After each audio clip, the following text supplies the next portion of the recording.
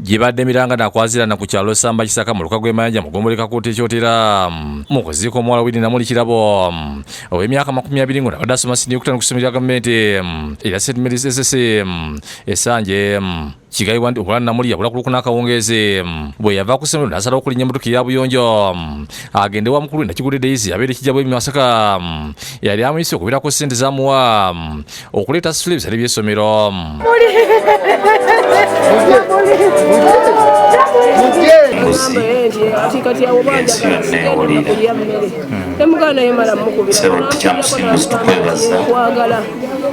Kulwa St. Mary's ekyali eri ekyamyungu mu kyalo ono yalenyera emmotoka y'abatabanya ngamba abamwefulira nga bakavikalisizo ne batandika okuweereza abafumira obubaka nga bakozesa essimu ya Namuli nga bakanda ensimbi bagala okusaasira munywanyi obadde otambula naye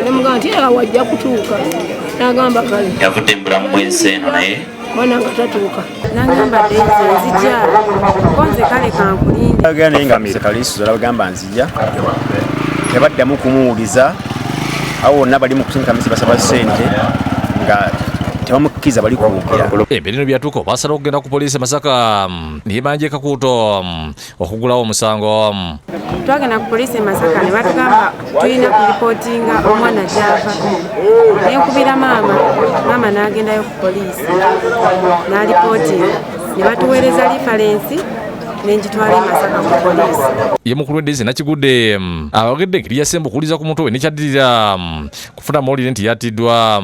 Kakati nga bamugamba nnyabo oba oyagala muganda wo teeka akakadde kamu kwezina essimu ne bawandiikamu enamba z'essimu zaali 2 naye ng'okusindika meseji ezo bakozesanga simu y'omugenzi. Ono poliisi Masaka ne Francis zaatandika omuyiggo okulenyera Namuli okutuusa ku Sande akawungeezi bwe baazudde omulambo gw'omwana omuwala nga yattiddwa mu Mukambwe ng'afumitiddwa ebiso nga bamusudde mu kibira kyekalitunsi Bunga.